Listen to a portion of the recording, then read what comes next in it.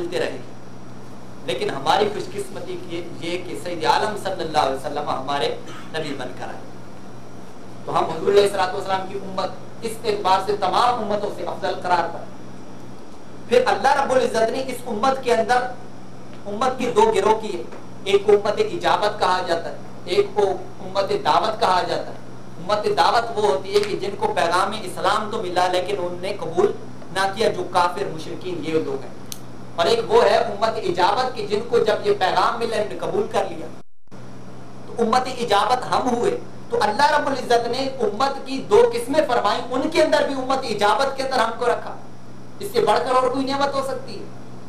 اور پھر اللہ رب العزت نے امت اجابت میں رکھنے کے بعد پھر قرآن مجید فرقان حمید ہم کو عطا فرمایا. یہ قرآن کیا ہے؟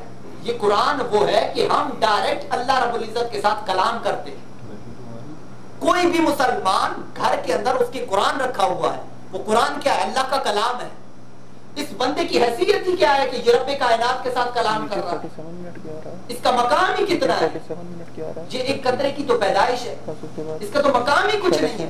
تو وہ قرآن مجید فرقان حمید کو دیکھتا ہے, اس کے اندر جب قرآن کو پڑھتا ہے تو ایسے ہی ہے گویا وہ رب کائنات کے ساتھ کلام کر رہا ہے. کیا یہ کم نعمت ہے؟ بہت بڑی نعمت ہے. آگے چلیے, اللہ رب العزت نے ہم کو نماز عطا فرمائی. نماز عطا فرمائی. نماز کے اندر آپ دیکھیں, نماز کے اندر کیا ہے؟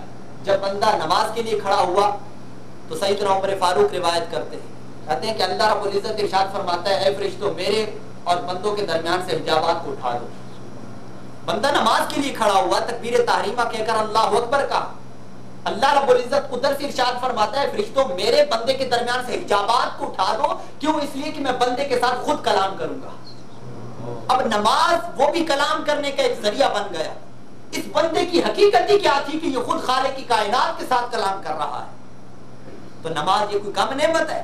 بہت بڑی نعمت ہے.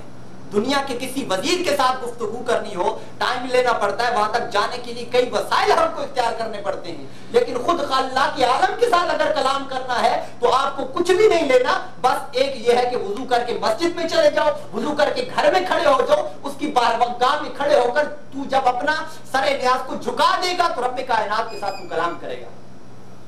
اب اللہ جل مجدہ کے ساتھ تو کلام کر رہا ہے. اس کے بعد آئیے حج کی باری آتی ہے.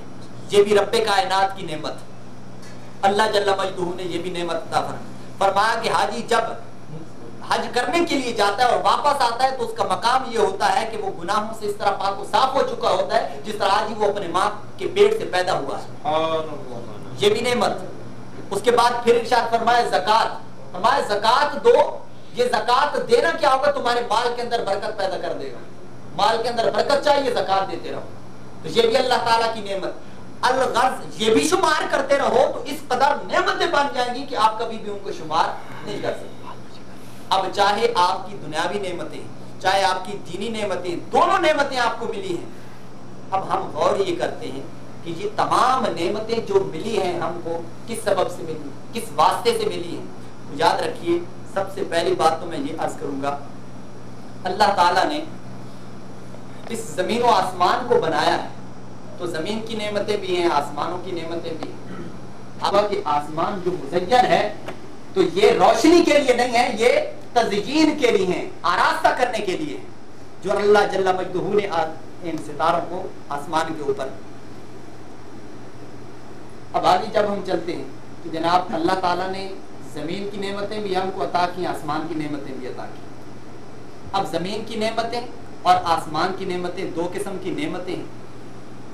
زمین ہے تو نعمتیں ہیں, آسمان ہے تو نعمتیں. آسمان نہ ہوتا نعمتیں نہ ہوتی, زمین ہوتی نہ ہوتی نعمتیں بھی نہ ہوتی. آئیے آپ مسند الفردوس کے حوالے سے, بلکہ مسند الفردوس کے حوالے سے میں آپ کو ایک حدیث بیان کر دوں. مسند الفردوس حدیث کی کتاب ہے, اس کی تیسری جلد کے صفحہ نمبر 375 پر حدیث 20 سال یا 15 سال کے بعد جب اس کا ایک بیٹا پیدا ہو جائے اس کو کتنی خوشی ہوگی؟ خوشی ہوگی کہ نہیں بھائی؟ اچھا, اب یہاں پر پاک و ہند کے اندر ابھی پاکستان نہیں بنا تھا, اب آپ نماز پڑھنے کے لیے جاتے تو آپ دشمن کفار قوم کو تنگ کرتے تھے. اب آپ پریشان ہو گئے, ہمارے بزرگوں نے مل کر ملک پاکستان کو بنا دیا ہمارے لیے. اب جب پاکستان کو بنایا، اب جب ہم نماز پڑھنے کے لیے آئے تو بڑے سکون کے ساتھ، ہم کو خوشی ہوئی کہ نہیں؟ بھائی خوشی ہوئی نا، پاکستان بنا تو خوشی ہوئی. آپ کا بیٹا پیدا ہوا، آپ نے اگلے سال آپ نے اس کی خوشی منائی. کیوں؟ کسی نے پوچھا ہم سے کہ بھائی کیوں مناتے ہو؟ ہم نے کہا اس لیے کہ اللہ نے خود ارشاد فرمایا اللہ کا اگر فضل ملے تو تب بھی خوشی مناؤ. حکم ہے یہ، فرمایا کہ اگر اللہ کا فضل ملے تب بھی کیا کرو؟ خوشی مناؤ. اور اگر اللہ کی نعمت ملے تب بھی خوشی مناؤ، اور اللہ کی رحمت ملے تب بھی خوشی مناؤ، تب بھی خوشی مناؤ. یاد رکھیے کہ آپ کو میں قانون بیان کرتا جاؤں. تفسیر کا قانون یہ ہے کہ تفسیر کے مختلف درجات ہیں. ان میں سے سب سے بڑا جو درجہ ہے وہ یہ ہے کہ قرآن اپنی تفسیر خود بیان کرے. کون سا ہے بھائی؟ قرآن اپنی تفسیر خود بیان کرے. یہ سب سے بڑھ کر تفسیر کا درجہ ہے. اب یہاں پر لفظ رحمت آیا، اب اداری کا پھل یفرحون سے پہلے کیا ہے؟ رحمت آیا، رحمت ہی آیا. اب رحمت سے مراد کیا ہے؟ اب قرآن مجید فرقان حمید سے خود پوچھ لیجیے کہ رحمت کیا ہے. تو اللہ تعالیٰ نے خود ہی تو قرآن مجید فرقان حمید کے اندر ارشاد فرمایا کہ وما ارسلناک الا رحمۃ للعالمین. اے پیارے حبیب صلی اللہ علیہ وسلم، ہم نے آپ کو پوری کائنات کے لیے رحمت بنا کر بھیجا. تو رحمت کیا ہے؟ سرکار کی ذات نہیں. تو گویا اس طرح بھی اشارہ ہے کہ رب کائنات نے ارشاد فرمایا کہ اگر اللہ کا فضل ملے، اللہ کی رحمت ملے تو اس پر تم خوشی مناؤ. تو اگر جس دن مصطفیٰ جو رحمت سرابر رحمت ہے تو جب وہ تشریف لائے تو پھر ہمارا بھی حق بنتا ہے ہم اس پر خوشی منائیں. کیا کریں؟ خوشی منائیں. فضل کیا سرکار نہیں ہے؟ حضور علیہ السلام فضل بھی ہیں، اللہ کی رحمت بھی ہیں اور اللہ کی نعمت بھی ہیں. امام بخاری رحمۃ اللہ علیہ نقل کرتے ہیں، فرماتے ہیں کہ حضرت عبداللہ ابن عباس روایت کرتے ہیں الذین بدلوا نعمت اللہ کفرا. آیہ کریمہ کی تفسیر حضرت عبداللہ ابن عباس بیان کرتے ہیں، کہتے ہیں کہ وہ لوگ جنہوں نے بدل دیا اللہ کی نعمت کو ازروئے کفر کی، ان کے دل میں کفر تھا، کفر کی وجہ سے اللہ کی نعمت کو بدل دیا. تو اس پر حضرت عبداللہ ابن عباس اس کی تفسیر بیان کرتے ہیں، فرماتے ہیں ہم واللہ کفار قریش. آپ اس کی تفسیر بیان کرتے ہیں کہ اللہ دینا وہ لوگ کون تھے؟ فرمایا وہ کفار قریش تھے. وہ لوگ کون تھے جنہوں نے اللہ کی نعمت کو بدل دیا؟ فرمایا وہ کفار قریش تھے. اور حضرت عمر کا قول نقل کرتے ہیں کہ ہم قریش، فرماتے ہیں کہ نعمت سے مراد کیا ہے؟ کہا محمد النعمت اللہ، اور اللہ کی نعمت سے مراد محمد صلی اللہ علیہ وسلم. اللہ کا فضل، اللہ کی رحمت، اللہ کی نعمت کون؟ سرکار کی ذات. تو قرآن مجید فرقان حمید نے ارشاد فرمایا کہ فَبِذَلِكَ فَلْيَفْرَحُوا، اگر یہ نعمت فضل یہ سب چیزیں مل جائیں تو پھر فرمایا کہ اس پر خوشی کا اظہار کرو، خوشی مناؤ. تو جب آپ کا بیٹا پیدا ہوا اس پر آپ نے خوشی منائی. کسی نے پوچھا آپ سے کہ بھائی کیوں خوشی منا رہے ہو؟ آپ نے کہا کہ فَلْيَفْرَحُوا کا حکم ہے، مجھے اللہ کی یہ نعمت ملی، اللہ کا فضل ملا ہے تو اللہ تعالیٰ نے ارشاد فرمایا فَلْيَفْرَحُوا، خوشی مناؤ، میں خوشی منا رہا. اگر آپ کو پاکستان ملا تو اس پر آپ نے کہا کہ جناب اس پر میں خوشی منا رہا ہوں، آج دن منا رہا ہوں، آج میں جھنڈے لگا رہا ہوں، اپنے گھر کو سجا رہا ہوں. کیوں؟